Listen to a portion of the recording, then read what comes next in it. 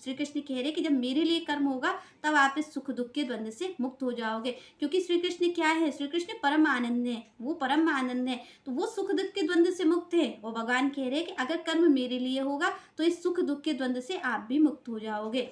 क्योंकि देखिए जैसा देवता होता है वही तो आपको दे पाएगा। आप और हम सब जाते हैं पूजा करने, तो जो चीज़ हम मांगते हैं कि हमें सुखी कर देना, तो थोड़े दिन के लिए सुख आ जाता है, क्योंकि सुख स्थायी नहीं है। सुख तो स्थायी हो ही नहीं सकता है, क्योंकि देखिए सुख है तो दुख है, दोनों चीज़ लगी हुई है। और हम इस संसार में रह रहे हैं तो हमें दोनों चीज़ मिलेगी। तो हम जो भी देवी देवता के पास जाते हैं तो हम कहते हैं भाई सुख दे दो, क्योंकि दुख तो हम मांगते नहीं है।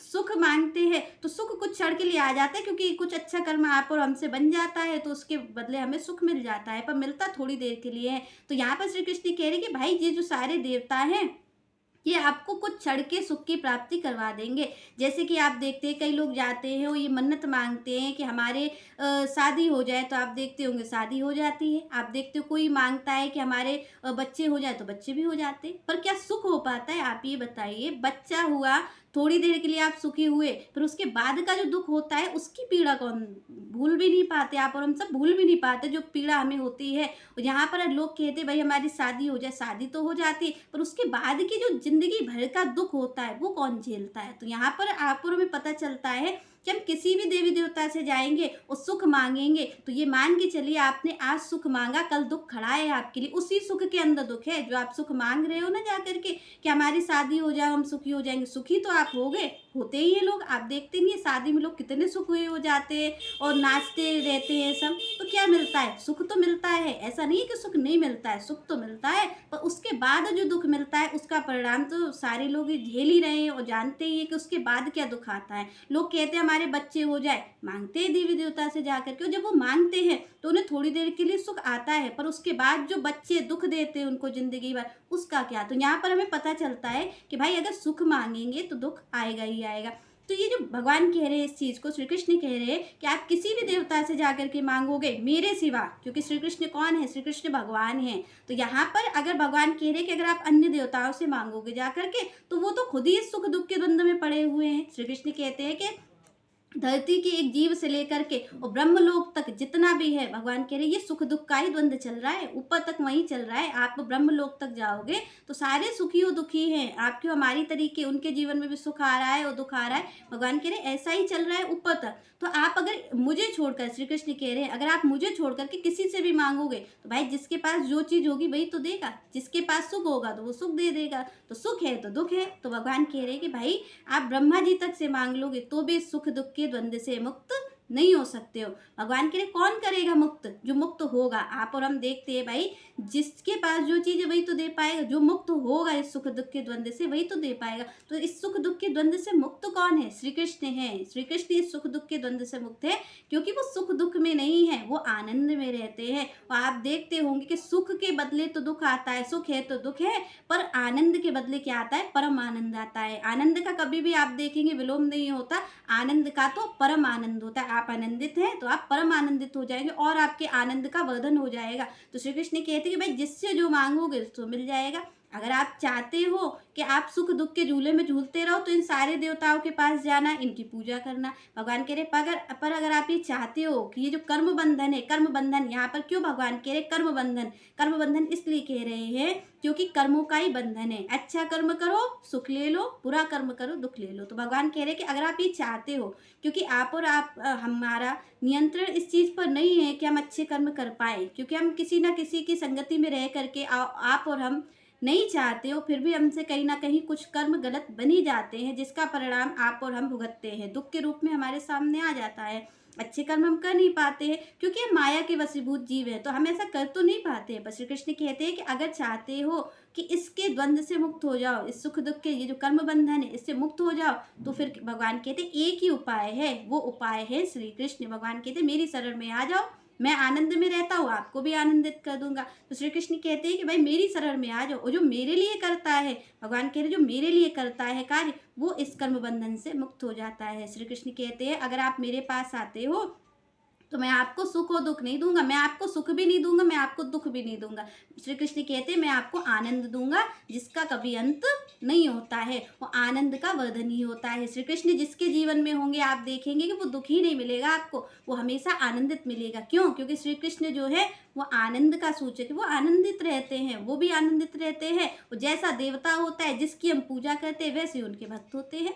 तो अगर श्री कृष्ण के पास आप जाएंगे तो वो भी आनंदित रहते हैं, उनके भक्त भी आनंदित रहते हैं, वो भी खुश रहते हैं अपने जीवन में, और उनका आनंद दिन पे दिन बढ़ता जाता है। तो यहाँ पर श्री कृष्ण कहते हैं कि अगर मेरी शरण में आ जाओगे, पर मेरी शरण में आओगे कैसे? तो श्री कृष्ण कहते हैं भाई मेरी शरण में आने की तो एक ही विधि है, प्रथम भगत संतन कर संगा, दूसरी रतिमम कथा प्रसंगा। भगवान कह रहे मेरे पास आने की तो एक ही विधि है, वो है संत। वो तो केवल संत ही कर सकते। भगवान कह रहे आप ये सोचो कि कोई और विधि हो, आप ऐसा कर लो वैसा कर लो, तो भगवान कह रहे इससे काम नहीं चलेगा। मेरी शरण में तो व्यक्ति एक ही तरीके से आ सकता है कि प्रथम भगति संतन कर संगा। ये संत ही आपको दे सकते हैं, संत ही आप मेरी भक्ति बता सकते हैं कि कैसे करनी चाहिए। तो श्री कृष्ण कहते हैं कि भाई प्रथम भगति संतन का संगा, संतों के पास जाइए। दूसरी रतिमम कथा प्रसंगा, संतों के पास क्या रहता है? सत्संग रहता है, कथा रहती है। तो वो कह रहे हैं कि भाई आप संतों के पास जाइए, मेरी कथा सुनिए, और जब मेरी कथा आप सुनोगे, और जब हम श्री कृष्ण की कथा सुनते हैं, तो जब हम उनकी कथा सुनते हैं तो उनमें हमारी क्या होती है कि रुचि हो जाती है, हमें उनसे प्रेम हो जाता है, और फिर हम आगे धीरे धीरे उनकी ओर बढ़ते जाते हो। जैसे ही उनकी ओर हम बढ़ते हैं तो आप ये अनुभव करेंगे कि आपके जीवन में आनंद आने लग जाएगा, आप इस सुख दुख के द्वंद्व से कहीं ना कहीं छूटने लग जाएंगे, जिसकी भगवान बात कर रहे हैं। जब आप सुनते रहेंगे तो भगवान कह रहे हैं कि जो मेरा भक्त होता है उसकी हर क्रिया मेरे लिए होती है, वो मेरे लिए ही कार्य करता है। श्री कृष्ण कहते हैं कि वो कार्य उसका जो भी होगा वो मेरे लिए होगा कभी। आप और हम तो सुन बहुत लेते हैं, सुन भी लेते हैं और कह भी लेते हैं कि भाई श्री कृष्ण के लिए कार्य करना चाहिए, श्री कृष्ण के लिए कार्य करना चाहिए। होगा कैसे? ये कैसे होगा? तो इसके तो मार्ग एक ही चीज है, वो है संत। आपको संत ही बताएंगे, संत ही आपको बता पाएंगे कि कैसे भगवान प्रसन्न होते हैं, क्योंकि संत ही बताते हैं। संत की जब संत आपको कथा सुनाएंगे तो कान के द्वारा श्री कृष्ण आपके अंदर जाएंगे, और जब श्री कृष्ण अंदर जाएंगे आप उनकी कथा सुनेंगे, उनको देखेंगे कि श्री कृष्ण किस तरीके से आकर के अपनी लीला करते हैं। क्योंकि यहाँ पर धराधाम पर श्री कृष्ण आए हैं और श्री कृष्ण ने अपनी लीला की है, श्री राम आए हैं, उन्होंने अपनी लीला की है। जब हम उनकी कथा सुनेंगे तो जब हम सुनेंगे कि भगवान कैसी लीला करते, भगवान का आचरण कैसा है, भगवान का स्वभाव कैसा है, और जब हम किसी के देखिए आप और हम जो हमारा परिचय होता है किसी से, तो वो उसके स्वभाव से ही होता है। और आप ये मान के चलिए जिसकी चीज़ आप सुन रहे हैं, जो आप सुन रहे हैं, उसी के हिसाब से आपका मन कार्य करेगा, और जिस हिसाब से मन कार्य करेगा उसी हिसाब से आपके जीवन की गति भी होगी। तो यहाँ पर जब हम संसार की चर्चा सुनते हैं कि वो ऐसा कर रहा है, वो ऐसा कर रहा है, तो हम भी वैसा ही करने लग जाते हैं। ऐसे ही भगवान के में होता है। जब हम भगवान की कथा सुनते हैं अपने कानों से, तो कानों से हम सुनते हैं कि भगवान ने आकर के क्या क्या कार्य की, कैसी लीला की, कैसा उनका स्वभाव था। जब हम सुनते हैं, क्योंकि मैं कहती हूँ आपसे कि आपके सुनने और देखने का प्रभाव ही आपके जीवन पे होता है। जो आप सुनेंगे, जो आप देखेंगे, वही आप करेंगे। इस बात को आप लिख लीजिए, चाहे अच्छा हो चाहे बुरा। यहाँ पर अच्छे बुरे की बात नहीं है, पर आप अच्छा देखेंगे, अच्छा सुनेंगे तो अच्छा करेंगे, आप बुरा देखेंगे, बुरा सुनेंगे तो बुरा ही करेंगे। ऐसा कभी नहीं हो सकता कि इंसान कह दे कि मैं गलत सुन रहा हूँ, गलत देख रहा हूँ, पर मैं कर अच्छा रहा हूँ। पॉसिबल ही नहीं है, हो ही नहीं सकता है। क्यों? क्योंकि हम वही करते हैं, जो हम सुनते हो देखते हैं हम वही करते हैं। तो यहाँ पर श्री कृष्ण इसी चीज़ को कह रहे हैं। इसीलिए उन्होंने कहा कि मुझे पाने का तो एक ही मार्ग है, प्रथम भगति संतन कर संगा, दूसरी रतिमम कथा प्रसंगा। कथा को ही भगवान क्यों कहते हैं? भगवान ने पहली जो क्रिया कही नवदा भक्ति में, वो श्रवण ही क्यों कहा? श्रवण भगवान इसलिए कहते हैं क्योंकि भाई कानों से ही काम होता है। जो भी आज संसार हमारे अंदर रच बस गया है, कैसे बस गया, कैसे बसा? क्योंकि हमने कानों से सुनते रहे हैं। एक बच्चा होता है जो बोलना नहीं जानता, वो क्या सुनता रहता है अपने कानों से? पापा पापा सुनता ही तो रहता है, वो तो नहीं बोलता ना, सुनता ही तो रहता है केवल कि हाँ पापा है, ये मम्मी है। वो आप देखिए कुछ दिन बाद जब वो बड़ा होता है, हम देखते हैं कि वो 8-9 महीने का हो गया, साफ नहीं बोल पाता, फिर भी वो तोतली आवाज़ में बोलता वही है जो वो सुनता है। आप और हम जो कहते रहते हैं, वो जो सुनता रहता है वही वो बोलता है। तो आप देखेंगे कि सुनने का प्रभाव बहुत होता है। एक छोटे से बच्चा तो आपके लिए प्रमाण है कि आप और हम उसके कान में कहते भाई पापा है, ये मम्मी है, तो वो उन्हीं शब्दों को आगे जा कर के जब वो पहला शब्द बोलता है तो वो ऐसा ही बोलता है। क्यों बोलता है? क्योंकि सुनने का प्रभाव है, वो सुन रहा है कानों से। तो जब हम सुनते हैं, आप देखते होंगे कि जब हम सुनते हैं तो वैसा ही हमारा मन चिंतन करने लग जाता है। और जैसा मन चिंतन करता है वैसा ही आप और हम किसकी कार्य पे चल रहे हैं? मन की ही तो उस पे चल रहे हैं, तो वैसा ही वो करवा लेता है। तो अगर हमें श्री कृष्ण की ओर जाना, हमें ये चाहिए कि हमारे जीवन में श्री कृष्ण की भक्ति हो, उनसे प्रेम बढ़े। और जैसा कि भगवान कह रहे हैं कि कर्म बंधन से छूटने का तो एक ही उपाय है, वो है मेरी भक्ति।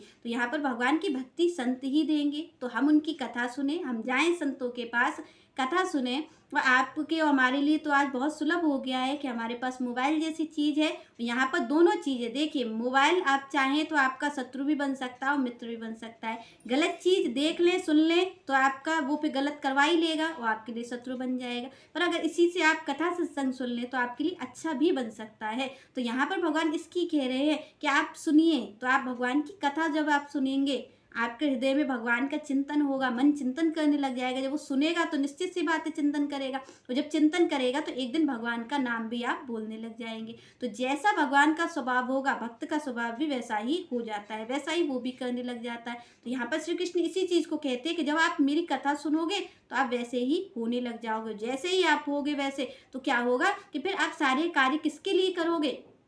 आप, हमारी जो चीज़ है वो आपको पता है कि अगर किसी को अच्छी चीज़ मिली है, वो उससे अच्छी चीज़ मिल जाए। आप और हम एक चीज़ कहते रहते, भाई ये संसार नहीं छूटता है, संसार नहीं छूटता। क्यों नहीं छूटता है संसार? आप और हमने कभी विचार किया? क्योंकि हमें संसार से अच्छी चीज़ अभी तक मिली ही नहीं है। अगर मिल जाए तो ये संसार छूटने में देर नहीं लगेगी। पर क्यों नहीं छूटता है? क्यों? क्योंकि अभी तक हमने श्री कृष्ण को जाना नहीं है। जिस दिन देखिए, संतों को क्यों छूट जाता है संसार? संत और भक्त क्यों संसार को छोड़ते नहीं है, छूट जाता है? क्यों? क्योंकि संसार से अच्छी चीज़ उन्हें श्री कृष्ण मिल जाते हैं। और व्यक्ति का जो स्वभाव है वो हमेशा वो अच्छी चीज़ के लिए दौड़ता है। तो जब उनको श्री कृष्ण मिल जाते हैं तो संसार छोड़ना नहीं पड़ता है, वो छूट जाता है। आप और हमारे सामने एक सादा भोजन हो और एक बहुत स्वादिष्ट भोजन हो, आप बताइए आप किसको खाओगे? निश्चित सी बात है स्वादिष्ट भोजन को खाओगे। अब कोई कहे कि आपने ये वाला भोजन तो छोड़ दिया है, तो छोड़ा नहीं है आपने, आपको उससे अच्छा मिल गया है, इसलिए वो छूट गया है। क्योंकि आप खा तो उतना ही पाओगे ना, जितना आप खाते हो उतना ही खा पाओगे, तो इसलिए वो छूट गया है। तो संसार कभी भी संत और भक्त छोड़ते नहीं है, उन्हें श्री कृष्ण मिल जाते हैं, इसलिए संसार छूट जाता है। तो इसलिए बस हमें क्या करना है कि हमें श्री कृष्ण को पाना है। और श्री कृष्ण को पाने की तो एक ही युक्ति है, वो है सत्संग। तो यहाँ पर संतों की कृपा हो, आप भगवान की कथा सुने, और भगवान की कथा सुनेंगे तो वैसे ही आपकी क्रिया हो जाएगी। तो श्री कृष्ण की आप सेवा करने लग जाएंगे। जब आप सेवा श्री कृष्ण की करेंगे तो आपके जीवन में जैसे ही सेवा आएगी, वैसे ही ये जो आपका कर्म बंधन है, तुरंत आप उससे मुक्त हो जाएंगे। उस सुख दुख के द्वंद्व से आप छूट जाएंगे और आपको आनंद की प्राप्ति हो जाएगी। जैसा कि श्री कृष्ण कह रहे हैं कि भाई वो परम आनंद है, तो आपके जीवन में, हमारे जीवन में भी आनंद हो जाएगा, जिससे कि हम भी अपने जीवन को सरलता से जी पाएंगे। चलिए नेक्स्ट चर्चा हम नेक्स्ट वीडियो में करेंगे। तब तक के लिए जय श्री राधे, जय श्री कृष्ण।